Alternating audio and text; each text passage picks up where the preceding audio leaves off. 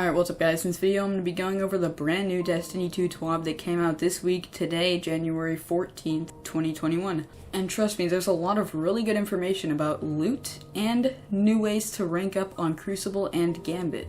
But first, if you could please go down and drop a like on the video and subscribe to the channel, that would be greatly appreciated and it would help me out a lot. But anyways, to start off the TWAB, they say that since Beyond Light launched, they've been collecting a lot of feedback around various Destiny systems, and they have some plans to share with us about loot revolving around areas from past DLCs like Moon and Dreaming City. And they say that here's a list of things that we can expect to see with the start of Season 13. So they're going to be reissuing the Dreaming City and Moon armor sets, and they're also going to be dropping with higher stats from the Shattered Throne and the Pit of Heresy. And the Pit of Heresy will no longer drop a fully masterworked armor piece at the end of the run, which it kinda sucks, but it is what it is. But they say that the armor piece from the end will drop with at least 7 energy, and it is guaranteed to drop with at least a plus 16 in 2 different stats and a higher stat overall. And they also say that Dreambane class items are not going to drop from the final chest of Pit of Heresy, which is a pretty good thing. Now for the exciting stuff. They say that they are reissuing 4 weapons from the Dreaming City with brand new perk pools.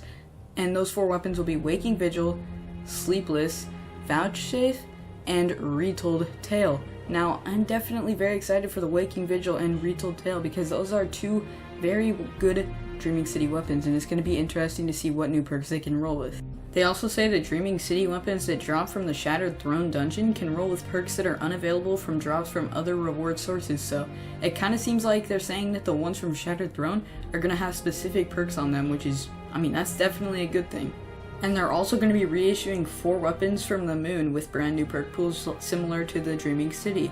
And those 4 weapons will be the Premonition, and that one's only going to drop from the Pit of Heresy, the Heretic, the Blasphemer, and the Apostate.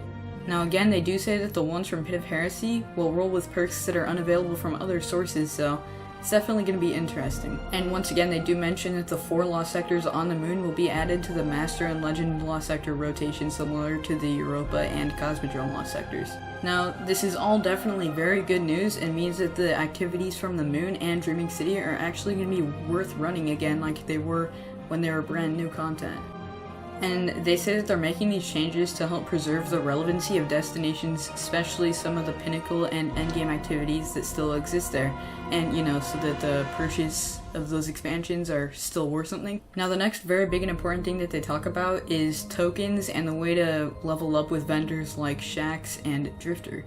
Now they say that since D2 launched, Guardians have been amassing vendor tokens, and these can be turned in for legendary gear, which would usually be dismantled for legendary shards and materials, and yeah, that's definitely true. I don't even think anybody even turns in tokens anymore.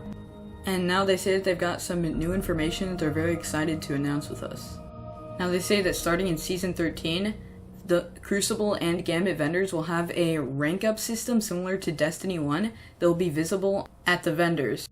Now here's what they're talking about. So if you played D1, then this is very similar to that, except in my opinion, I think it's honestly upgraded. So basically, instead of having rank up rewards like automatically into your loot system, like when you rank up your Valor or something like that, it'll be picked up manually from the vendor, similar to Destiny 1, or exactly like Destiny 1. And they feel this gives it a better visibility into what you'll be earning as you progress, and helps you make better choices about where to spend your time. Jesus, I cannot talk. So, as you can see right there, there's a bunch of different rewards, and something important to note is that I noticed there's no weekly bounties in his inventory. I don't know if that's just like a little thing that happened when they're taking a screenshot, but there's not any weekly bounties, so maybe they're getting rid of weekly bounties? I don't know, it's going to be interesting to see. Now here's some very important information about the new upgrade system. So you'll get specific rewards for each level up that you get, that's not including the Crucible item that you're going to get, obviously, that's a given. But when you get rank 4, you're going to get 3 upgrade modules that you can pick up from Shax. And at rank 7, or not Shax, Drifter or Shax, either one depending on which one you leveled up, you get the point. Rank 7, you'll get 3 enhancement cores. Rank 10, you'll get the seasonal ritual shader, and that will change to 3 enhancement cores after you've gotten that shader.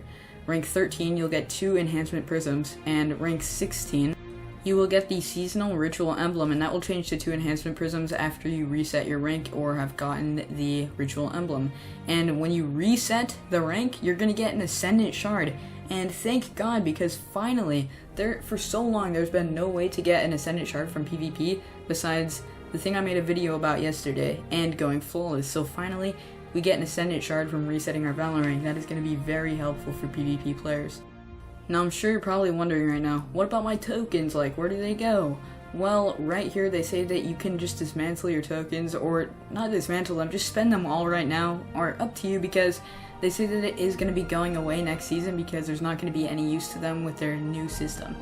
And I forgot to mention this earlier, but they also say that the Vanguard Strikes and Zavala is not going to be getting this system next season. That will come later on, so he's still going to have the token system. So keep your Vanguard tokens, but Crucible tokens, you can get rid of them. So overall, in my opinion, I think this was a very good TWAB and brought some very good information in it. I think it's going to be really good for this game. Like, I think that the new reputation system, like D1, is very good, and I think it's a lot better than the token system. Let me know in the comments what you thought about this TWAB and the new systems that we're going to be getting, along with the bring back the reprisal of Dreaming City and Moon weapons next season.